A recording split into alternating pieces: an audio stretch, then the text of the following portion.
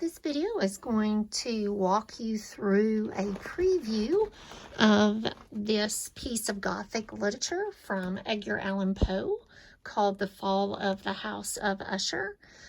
Please annotate the text as I model this annotation in the video, and then you'll be sending me pictures of your text, or you'll be sending me annotations of the CAMI assignment. If you're an at-home learner, you can annotate in the book, or you can annotate the PDF in CAMI.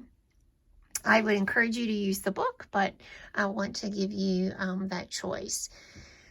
So good readers are always going to look at the titles of the text, right? So what we have here is The Fall of the House of Usher. So what does that mean? The house falls, right? So that's something important to pay attention to as you're checking your comprehension of the text. The House of Usher, well, who is that? Well, it's Roderick, and we know that from our work last week with syntax, because I intentionally created sentences using information from this text. On your test Friday, you need to know the elements of Gothic Lit, and that's on page 33.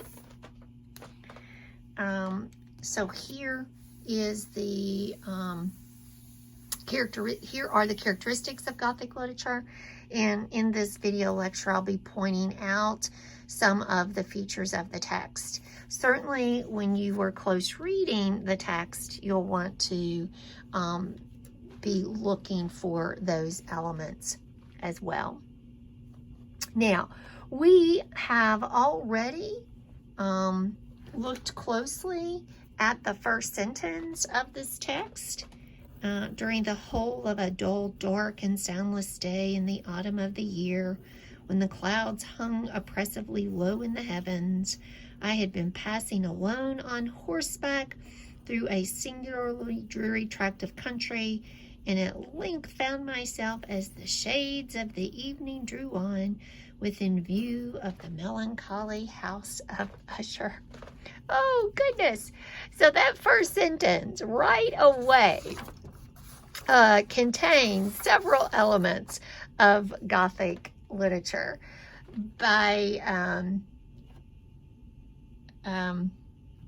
For obvious reasons, excuse me, I think what we would definitely see here is that we have very dramatic and descriptive language, right? Poe is very verbose, right? He uses lots of descriptive language, lots of words to intensify the complexity of the plots that he presents.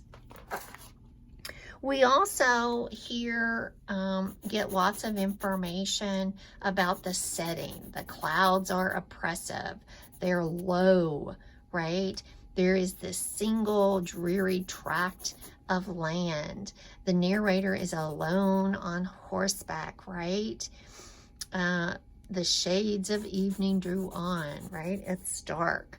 So we have a bleak setting, and the description of the setting does contribute to mood. And so by default, we have that gloomy, eerie mood. Now, you know how I talked at the beginning of the semester how important it is to read closely the first paragraph of text. It's also very important to read the last paragraph of text. So what I want you to do is I want you to go circle that last paragraph of text so that when you start your close read, you know to pay attention to what happens in that last paragraph. Now, there are a couple of features that I automatically am drawn to when I look at this last paragraph. I see the House of Usher is italicized and placed in quotation marks. So that's obviously for emphasis. I see the word tumultuous, which is one of the vocabulary words that we'll be discussing in another video lecture, and you'll want to make sure you know those words for your test on Friday. If you're in a Monday, Wednesday, Friday class, your test over this text is Friday. If you're in a Tuesday, Thursday class, then your test will be on Thursday. I also notice the word fissure. And because I've already done the vocabulary study, I know that that's one of your vocabulary words. So anytime that we have that repetition of language, of imagery, right, there's obviously some sort of potential symbolic meaning or thematic meaning, right? And of course, we know that that's another element of Gothic literature is symbolism through repeated imagery. So you'll definitely want to make sure that you know what happens here in that final paragraph. So let's go to page 14. And as I talked, again, back at the beginning of the semester when we were learning how to be close readers, we need to be mindful of those first and last paragraphs of any piece of text, because in our language, the way writing is constructed, you know, important ideas usually are at the beginning, important ideas are usually at the end. So if you're strategically reading that way, then you can zone in on those parts of the text to just do a check of understanding. I also know from my experience with the ACT whether the passage is narrative, literary, scientific, that first paragraph and that last paragraph is where a lot of the answers are contained for the questions that you're asked. So what I'd like for you to do is I'd like for you to go and as part of your preview, I'd like for you to highlight the first sentence of every paragraph. Now you'll notice on page 14 that sentence is huge, but it's important to pay attention to because you're getting lots of descriptions of the house, and we'll talk about setting on Wednesday, or in a second or third video lecture that I'll post for my Tuesday, Thursday class. So again, with your highlighter, I just want you to go through here and I want you to highlight the first sentences of every paragraph or every line of text on each page. So that gives you a focus to pay attention to when you are reading. Now, I want to draw your attention to the importance of looking up words that you don't know. So, for example, on page 15, there's the word tarn, and I had to look that word up. I'll give you a hint. There's a footnote on the bottom of page 14 where that word is defined. But that is an important word that comes up throughout the text, and if you don't know what a tarn is, then you'll miss the meaning of that.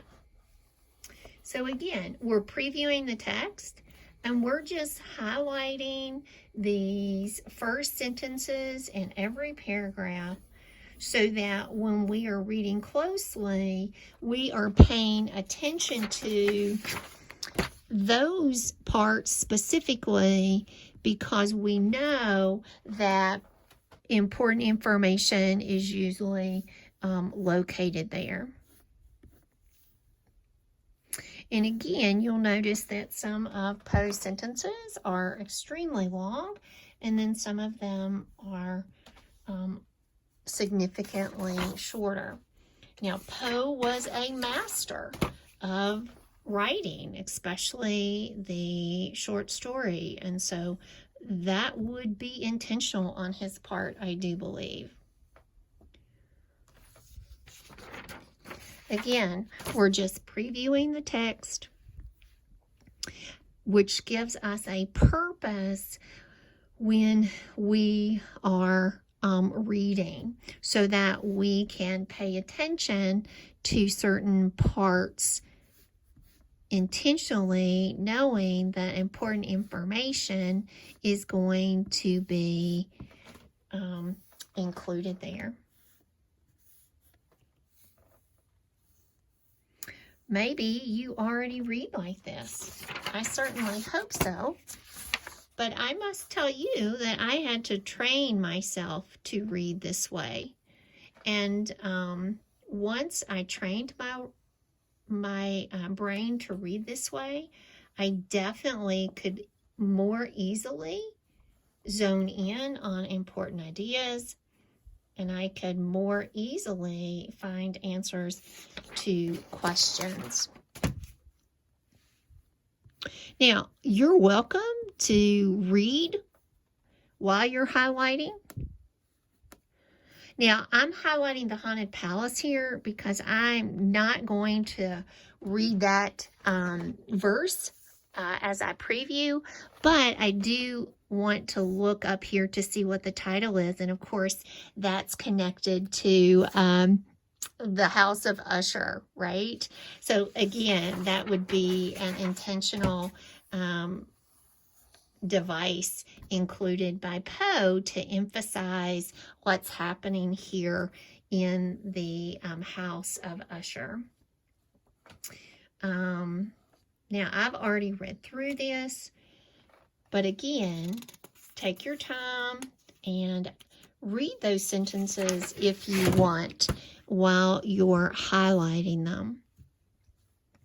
You will need to read this text multiple times, I think, in order to do well on your test Friday, because the language is so dramatic and so sophisticated. It may be a slow read for you. I can tell you that the vocabulary activity that we'll be doing also this week will hopefully help with your understanding of some of the language as well as some of the events and description that are taking place. Now, don't forget about the audiobook in Savas. You are welcome to use that as a tool to help you not only enjoy the reading of this text, but to help you better understand the reading of the text. I want you to do well on your test on Friday. And so these video lectures, the work that we are doing in class, are intentionally designed to help you be successful with mastering the standards to which we must teach in Tennessee. And that will also help you strengthen your reading skills. And then that will transfer to hopefully a good grade on your test this week. Now this gets really long, so I'm just gonna kind of do the first couple of lines.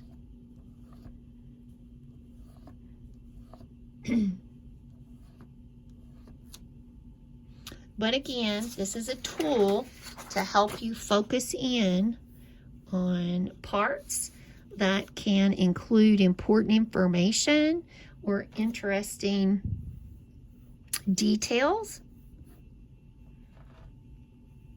that will help you more deeply process the text that you are reading.